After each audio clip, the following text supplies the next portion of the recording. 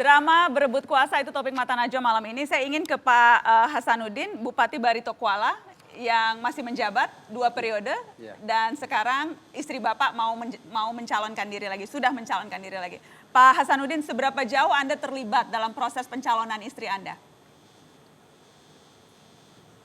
Karena saya adalah salah seorang ketua harian Partai Golkar di Provinsi Kalimantan Selatan, sedikit banyaknya saya terlibat, tapi dalam arti bahwa bukan berarti bahwa saya... Sedikit atau banyak, Pak? Sedikit banyak tuh nggak jelas. Jadi artinya banyak kalau atau saya sedikit? tidak katakan terlibat, ternyata saya ada dalam struktur. Bapak Ketua DPD Harian Ya. Partai Golkar Kalimantan Ya. Selatan. Jadi yang mengeluarkan rekomendasi partai, Bapak juga terlibat? Iya, di PP, kalau yang merekomendasikan DPP. Yang atas hasil rekomendasi dari DPD tentunya kan? Iya, tapi dari proses hasil dari survei juga sama. Jadi Bapak memang merekomendasikan istri sendiri untuk maju? Oh, bukan saya sendiri, itu proses dari sebuah rapat. Tapi Dan Bapak itu, salah satu termasuk dari yang merekomendasikan? kan yang direkomendasikan bukan hanya ibu. Keponakan juga ya, saya lupa. Ada 5 calon. Ada 5 calon? Ada 5 calon. Termasuk ibu dan keponakan yang akhirnya jadi? Iya, tapi rekomendasi itu kan hasil dari survei semua. Hasil survei. Rekomendasi. Survei ibu tinggi sekali, Ibu? Atau tinggi saja? Tinggi. Jadi PD akan menang? Insya Allah. Insya Allah menang. Kalau Tuhan menakdirkan. Saya akan tanya ke teman saya Mbak Titi dan juga Bang Ray Rangkuti. Mbak Titi dari Perludem, Bang Ray Rangkuti dari Lingkar Madani. Bisa tolong kasih komentar terhadap fenomena yang kita lihat saat ini, yang ada di meja Mata Najwa. Mbak Titi dulu, silakan. Perempuan dulu. Iya. Ladies first. Saya kira begini ya, kalau kita lihat dari dua figur ini kan masing-masing baik Ibu Nur ataupun Ibu Dewanti punya karir politik. Yang menghubungkan mereka adalah relasi dengan kekuasaan yang sekarang sedang berlangsung. Suami masing-masing. Ya, suami masing-masing yang statusnya adalah petahana. Memiliki akses kepada birokrasi, memiliki akses kepada anggaran di dalam pemerintahan yang sedang berlangsung. Yang menjadi problem dan banyak kritik terhadap dinasti politik ketika relasi itu langsung adalah ketidakmampuan memutus pada potensi-potensi mengatasi penyimpangan terhadap dua akses itu, birokrasi dan juga anggaran yang sedang dikuasai. Kalau bicara soal kenapa mereka bisa dicalonkan, ternyata relasi keluarga beririsan dengan relasi politik di partai tempat mereka berasal. Misalnya ibu punya relasi dengan bapak di dalam partai yang sama-sama menaungi, baik dari Barito Kuala maupun Batu. Jadi ketika bahasa undang-undang mengatakan rekrutmen politik dilakukan secara terbuka dan demokratis. Nah, pemaknaan terbuka dan demokratis itu mekanismenya yang kadang-kadang terputus dan Tapi sulit tadi katanya dipahami lewat oleh survei publik. kok. Lewat survei katanya tertinggi. Iya. Terus kemudian bukan hanya Bapak kok yang mutusin, ada yang lain. Betul, dalam konteks rekrutmen di Undang-Undang Pilkada kita ada keterlibatan bahkan sampai DPP. Sekarang kalau mau menjadi calon harus mengantongi rekomendasi DPP. Oke. Survei itu diperoleh oleh banyak hal. Sejak awal bagian dari keluarga politik itu mendapatkan akses kepada 3 hal. Akses modal politik karena sama-sama dari partai yang sama. Oke. Yang kedua modal kapital, rata-rata mereka punya kemampuan kapital yang baik. Dan yang ketiga modal sosial. Jadi Karena tidak kan- heran kalau surveinya tinggi. Betul, karena Oke. memang mereka kan terlibat di dalam aktivitas-aktivitas publik yang dilakukan oleh pasangan begitu ya dalam kasus Saya ingin minta ini, komentar gitu. Ibu Dewanti atas tadi. Ibu sebagai istri wali kota tentunya jadi ketua penggerak PKK misalnya kan. Kemudian terlibat dalam aktivitas-aktivitas publik. Apakah itu memang sedikit banyak menjadi modal Ibu? Ya mungkin bisa begitu, tapi sangat tergantung dari individu. Kalau seseorang itu memang punya kemampuan, dia akan bisa mengakses itu secara maksimal. Kalau enggak, akan terlihat bahwa masyarakat juga tahu, walaupun dia istri siapa, kayak anak siapa, tapi kalau dilihat di masyarakat, ibu ini nggak bisa sebenarnya, nggak bisa ngomong aja, nggak bisa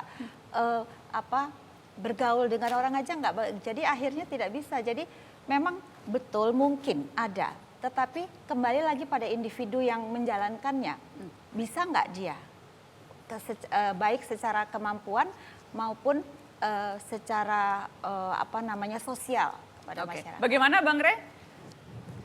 Titik tekannya menurut saya Mbak Najwa ya, soal cara memandang demokrasi itu. Kalau kita memandang demokrasi itu sebatas ukuran misalnya ya, undang-undang melarang tidak. ketentuan melarang nggak? Tidak. Ya ini semua Tidak orang kan dilarang, menganggap- jelas tidak dilarang, boleh. Makanya semua orang menganggap ini proses biasa saja gitu. Tapi kalau kita mau naikkan sedikit saja misalnya, mengapa sih sebetulnya kita butuh demokrasi? Dan mengapa demokrasi membatasi kekuasaan? Kira-kira begitu ya. Karena mau berbicara soal apa yang dalam filosofi bangsa kita ini sebagai gotong royong. Bahwa kekuasaan itu sebaiknya disertakan kepada semua orang. Bahwa kekuasaan itu sebaiknya melibatkan juga semua orang. Itulah intinya itu. Sehingga dengan begitu ada pembatasan kekuasaan. Kalau udah bupati 2 kali, nggak boleh yang ketiga kali. Ada pembatasan apa misalnya Ini usia, nggak 3 kali kok, ini macam-macam, istrinya. Itu dibatasi juga dong. yang saya mau katakan itu filosofinya. Nah, sehingga cara berpikir itulah kemudian kita mau melihat, oke, memang undang-undang tidak melarang Anda untuk terlibat. Karena apalagi putusan Mahkamah Konstitusi sudah mengatakan bahwa ini melanggar HAM, misalnya begitu ya. Tetapi kalau Anda lihat dalam konteks apa yang kita sebut dengan demokrasi itu, kira-kira begitu ya, pertanyaannya adalah mengapa juga Anda kekuasaan itu dibatasi 2 kali?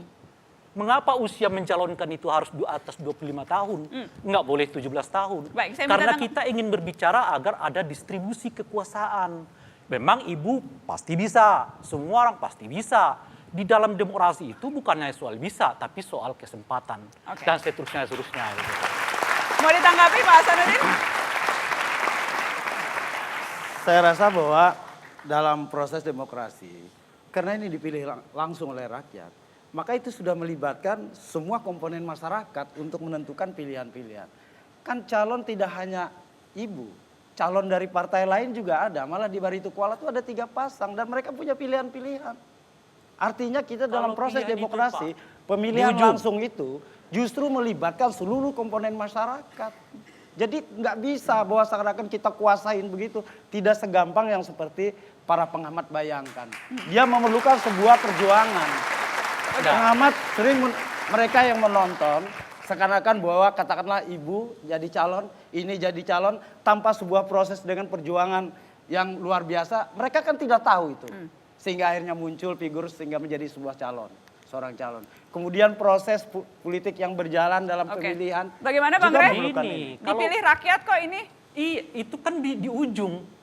Itu dipilih itu di ujung, proses akhirnya itu dipilih. Yang kita bicarakan itu proses di awal. Mengapa keluarga ini masih harus dipilih oleh masyarakat lagi? Dan yang kita bicarakan di situ, bukan di ujungnya ini, di awalnya ini gitu.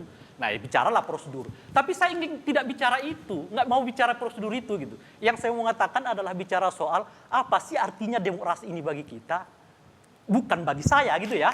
Jadi tidak lagi bagi kita. gitu. Pak Edi, Anda mau menanggapi? Bagi saya. Pak Edi, Anda mau menanggapi?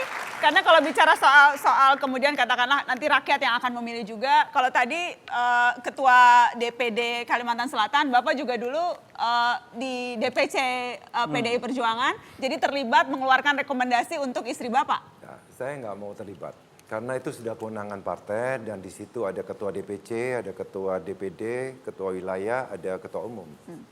Jadi semuanya proses saya serahkan kepada prosedur di internal PDI Perjuangan. Dan istri saya ini atau Bu Dewanti ini ditetapkan di akhir-akhir mau pendaftaran. Yang saya sendiri juga tidak tahu akan ada keputusan seperti itu. Gitu.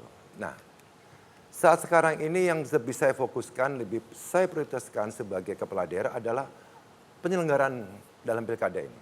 Yang terpenting aman, karena di Kalau tadi ada pelaksanaan- potensi-potensi penyelewengan, Mbak Titi bilang ada potensi saya penyelewengan. kira jauh dari itu. Kota Batu ini di Jawa Timur satu-satunya pilkada dari 38 kabupaten kota di Jawa Timur, satu-satunya.